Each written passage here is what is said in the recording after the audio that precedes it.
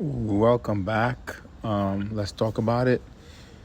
We are in no way, shape, or form surprised at this incident that has taken place with Terence Crawford being pulled over and a police officer acting out of character and pulled out his gun and pointed at him, because we all know what this is about.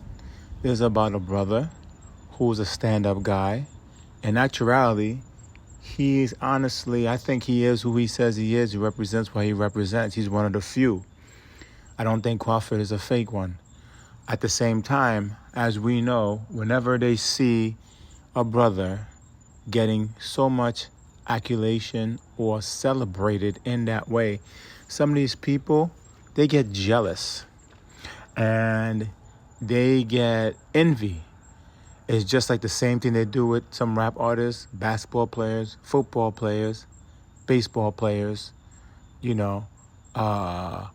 R&B singers, things of that nature. If you ever seen it even at a concert, you'll see them. They're like, they can't understand why all of these women and men adulate them and don't look at them the same way that they look at some of these artists. And we all know that guns is legal in that state of Omaha, Nebraska. And you know what cops did.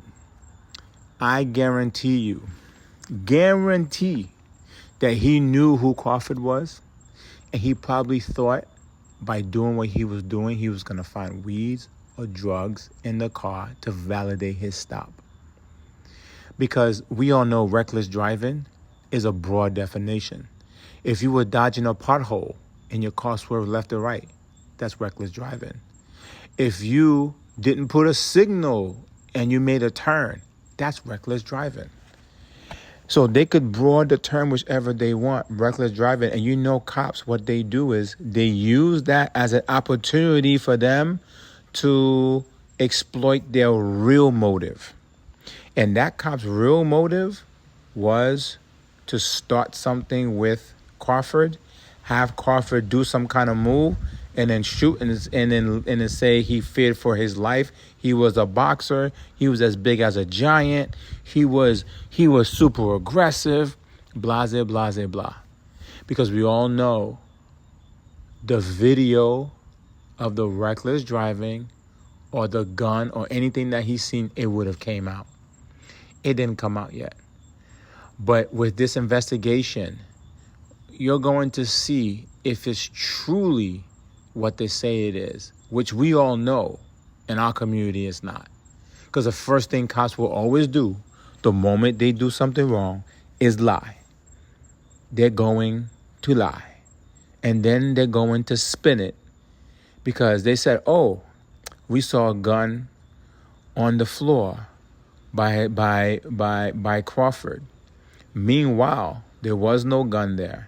But they knew there were guns in the car because they know that he's riding with his service people, or I should say not his entourage, but his security team, and his security team they're carrying, and they see it.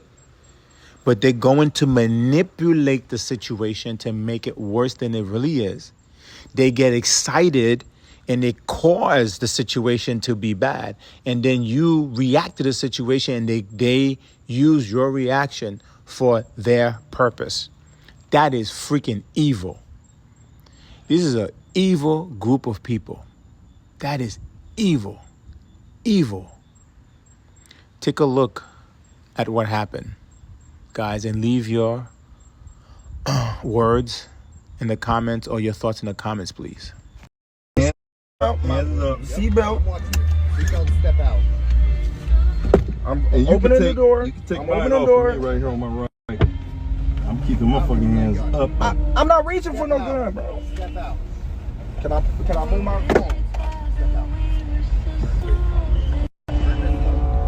Yeah, that's crazy. All that serious?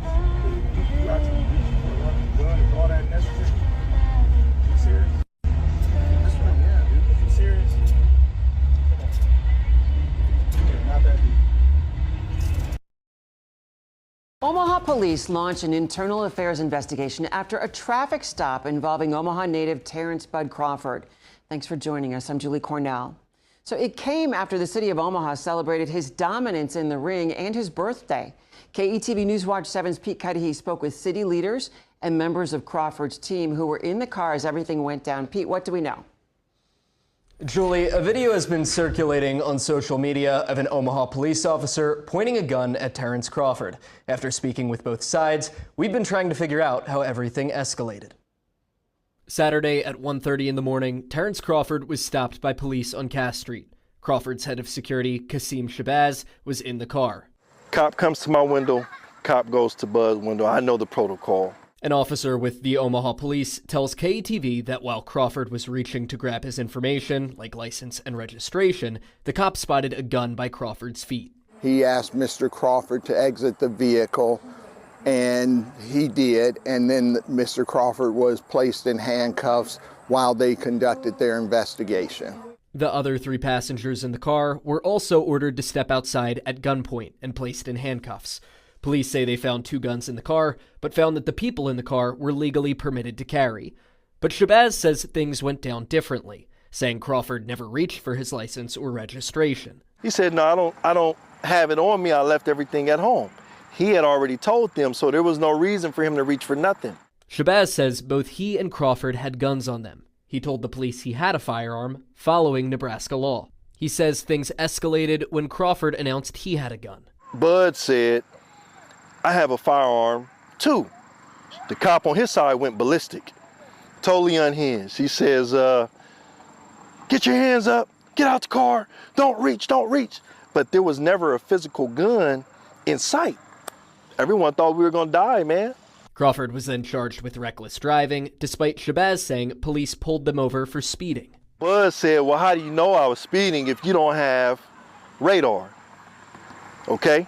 Bud actually have the cop on camera saying I admit that I do not have radar. A video that Shabazz has not shared with KETV. After hearing about the traffic stop, Mayor John Ewing Jr. got involved. Myself, my chief of staff, Tom Warren, both reached out to Mr. Crawford, and he indicated that he would like us to do an investigation. Mayor Ewing then contacted Police Chief Todd Schmaderer, who authorized an internal affairs investigation. Ewing hopes that by requesting body camera footage, there will be answers.